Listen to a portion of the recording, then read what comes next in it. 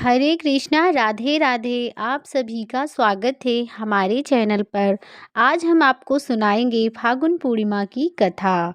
जो भी व्यक्ति फागुन पूर्णिमा की कथा सुनता है उस व्यक्ति को यश और कीर्ति प्राप्त होती है, अर्थात उसका नाम और सम्मान बढ़ता है। घर में धन धान्य की वृद्धि होती है, आर्थिक संकटों से मुक्ति मिलती है और संतान सुख की प्राप्ति होती है। फागुन पूर्णिमा की कथा सुनने से संतान सुख प्राप्त होता है, बैकुंठ धाम की भी प्राप्ति होती है। यह कथा हमें बैकुंठ धाम की प्राप्ति कराता है। इस कथा को सुनने से घर में सुख समृद्धि बनी रहती है। फागुन पूर्णिमा की कथा सुनने से भगवान विष्णु की कृपा प्राप्त होती है।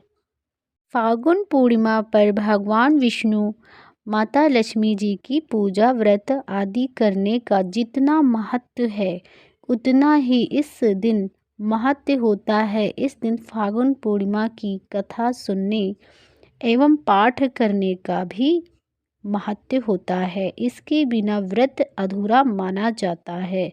जो भी व्यक्ति इस कथा को सुनता है उसे यश, कीर्ति, धन धान्य और संतान सुख प्राप्त होता है तथा बैकुंठ धाम की प्राप्ति होती है। इस साल फागुन पूर्णिमा 13 मार्च को सुबह 10:35 से आरंभ हो जाएगी और 14 मार्च को दोपहर 12:24 पर समाप्त हो जाएगी। फागुन पूर्णिमा की कथा सुनने मात्र से हजार अश्वमेघ यज्ञ के समान फल प्राप्त होता है। आइए कथा को आरंभ करते हैं। कथा को पूरा सुनते हैं। आधा अधूरा सुनने से कोई लाभ प्राप्त होने वाला नहीं है। आइए कथा को आरंभ करते हैं। हमारे साथ बोलिए, ओम गण गणपतये नमः। हर साल बुराई पर अच्छाई की जीत की याद के रूप में फागुन पूर्णिमा तिथि पर होलिका दहन किया जाता है एवं होली का यह पावन पर्व मनाया जाता है। फागुन पूर्णिमा पर विष्णु एवं लक्ष्मी माता जी की पूजन व्रत आदि करने का जितना महत्व है उतना ही महत्व है इस दिन फागुन पूर्णिमा की व्रत कथा पाठ करने का और सुनने का।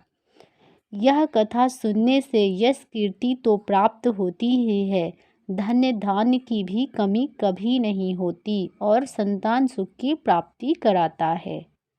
व्रत कथा। महेश कश्यप की पत्नी एवं दक्ष पुत्री दत्ती के गर्भ में हिरण्यकश्यप और हिरण्यक्ष का जन्म हुआ था। दोनों ही महाबलशाली थे। फलस्वरूप देवताओं को पराजित करके दोनों भाइयों ने स्वर्ग पर अपना अधिकार जमा लिया था। उनके अत्याचारों से देवलोक में हाहाकार मच गया तथा भगवान विष्णु ने वराह अवतार लेकर हिरण्यकश्यप का वध कर दिया। अपने भाई की मृत्यु से क्रोधित हिरण्यकश्यप भगवान विष्णु को अपना शत्रु मान बैठा और उनसे प्रतिशोध लेने के लिए ब्रह्मा जी की तपस्या करने लगा।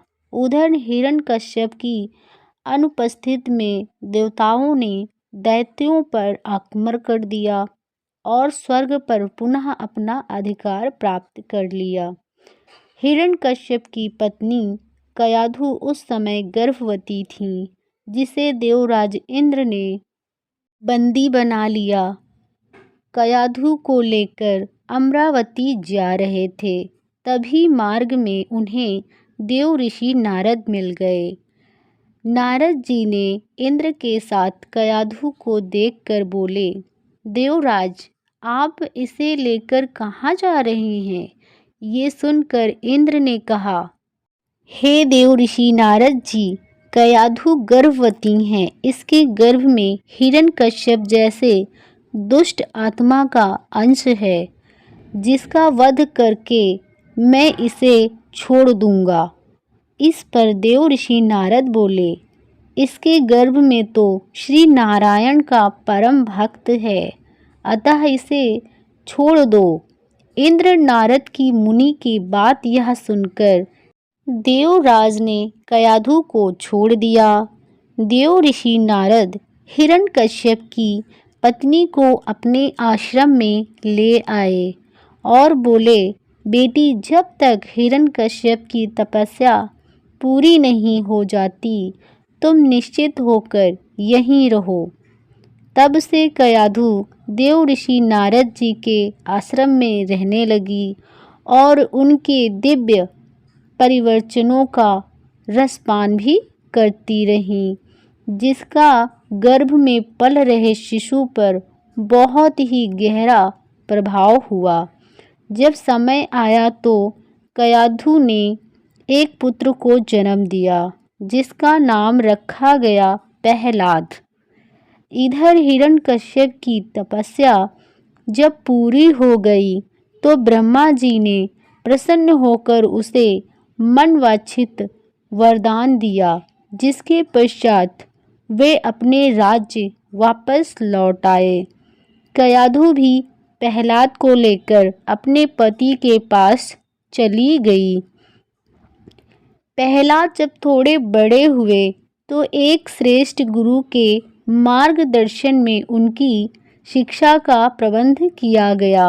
एक दिन जब हिरण्यकश्यप अपने समस्त मंत्रियों के साथ बैठे हुए थे, तभी प्रहलाद अपने गुरु के साथ वहां आए और माता पिता को कृतज्ञता पूर्वक प्रणाम किया। यह देखकर हिरण्यकश्यप अति प्रसन्न हुआ और बोला, वत्स प्रहलाद, तुमने अब तक की शिक्षा के दौरान कौन सी सबसे अच्छी बात सीखी है, मुझे बताओ। यह सुनकर प्रहलाद ने कहा, पिताश्री, मैंने अब तक जो सबसे अच्छी बात सीखी है वह यह है कि जो आदि, मध्य और अंत से रहित है, अजम है, इसका जगत के पालनहार हैं, दीन दुखियों के स्वामी हैं, उन श्री हरि को मैं बारंबार प्रणाम करता हूँ। यह बात सुनकर हिरण्यकश्यप क्रोध से लाल हो गया। उसने प्रहलाद के गुरु पर चीखते हुए कहा, अरे मूर्ख ब्राह्मण, तूने मेरे इस बालक को मेरे परम शत्रु का गुणगान करने की शिक्षा क्यों दी। तब प्रहलाद के गुरु ने कहा, दैत्यराज, आप क्रोध को त्याग दें। ये बातें मैंने आपके पुत्र को नहीं सिखाई। यह सुनकर हिरण्यकश्यप आश्चर्यचकित हो गया और बोला, पुत्र बताओ, तुम्हें ये उपदेश, ये शिक्षा किसने दी है।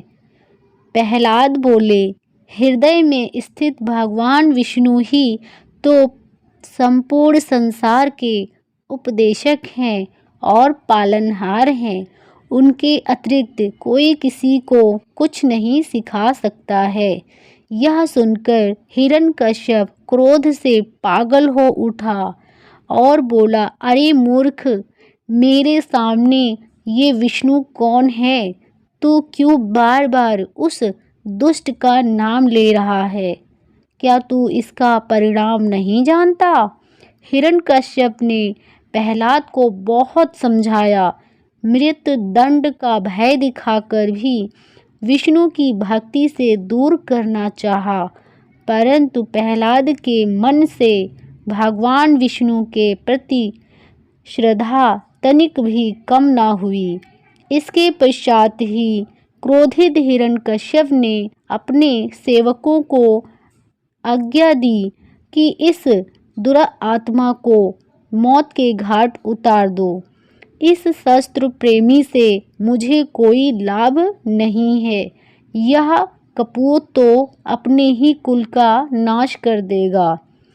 दैत्यराज हिरण्यकश्यप की आज्ञा अनुसार उसके सैनिकों ने प्रहलाद पर तरह तरह के अत्याचार किए और उन्हें मारने का प्रयास भी किया, परंतु हरि कृपा के कारण वह सब प्रहलाद का बाल भी बांका करने में असमर्थ रहे। हिरण्यकश्यप यह सब देखकर बहुत ही क्रोधित हुआ, अतः उसने अपनी बहन होलिका को उपदेश दिया कि वह प्रहलाद को गोद में लेकर अग्नि में बैठ जाए, क्योंकि होलिका को यह वरदान प्राप्त था कि अग्नि से उसे कोई हानि नहीं होगी। अपने भ्राता का आदेश मानकर होलिका भक्त प्रहलाद को अपनी गोद में लेकर अग्नि में बैठ गई। उस समय प्रहलाद हाथ जोड़कर आंखें बंद कर निरंतर भगवान विष्णु का ध्यान में अग्र रहे और नारायण नारायण का जाप करते रहे। हरि कृपा के फलस्वरूप प्रहलाद अग्नि में बैठकर भी सकुशल बच गए, किंतु होलिका उसी आग में जलकर भस्म हो गई। श्रीमन्नारायणे नारायणे हरि हरि। कथा सुनने के बाद जयकारा अवश्य लगाएं नारायण नारायण का। ऐसी ही वीडियो देखने के लिए हमारे चैनल को सब्सक्राइब करें और कमेंट बॉक्स में दिल से जय श्री हरि अवश्य लिखें।